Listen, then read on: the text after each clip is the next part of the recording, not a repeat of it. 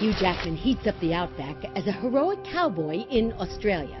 If you have any doubt why Hugh was voted People's Sexiest Man of the Year, just watch him make Nicole Kidman quiver, not to mention making the bad guys shiver. To play a guy like this, you have to, you have to believe in dreams, you have to believe in kind of guts. What gave you, in your life, the courage to dream big? I'm going to star on Broadway, I'm going to be in a big blockbuster, and the guts to deliver it?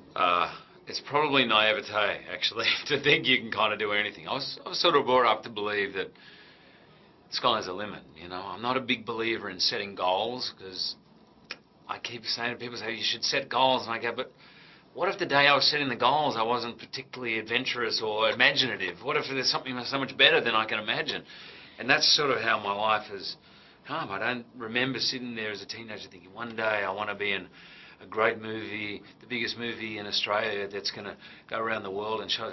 I don't think I had enough courage at the time to even dream that. So I'm a big believer in working as hard as you can, doing something you love, and then just staying open to what's going to come. Okay, so I would have liked to be there the day you do romantic scenes with Nicole. Was there a lot of teasing, kidding, questions? Yeah, truth. Yeah, better be the truth.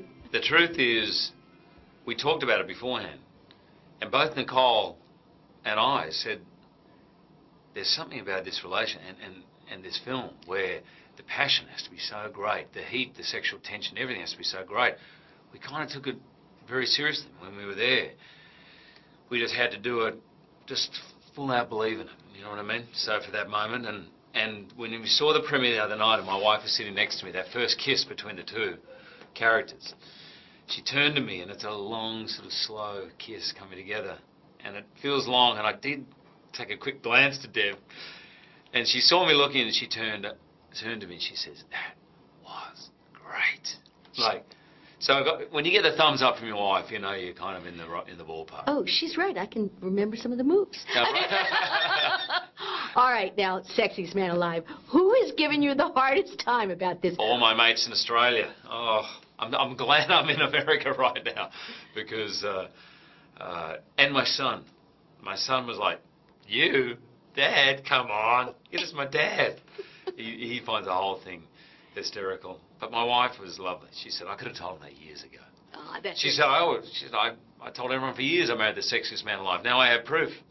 Doing a film about your own country, did you expect it to mean so much? Are you proud of what it shows about Australia and a little embarrassed about some of the things it shows? Yeah, Australia, like America, like many countries, have great things about them and exciting things about them, and heritage that you love, and things about them that have been, dark, and not things you're not so proud of. And the only way to move on from that is to kind of admit it and get it out there and to say, hey, I'm sorry about this. And Baz manages to make a movie that is, yes, a love letter to Australia and the landscape and the people, but also find a way to make it reconciliatory as well. Find a way for us to come to terms with the things in the past we haven't been proud of.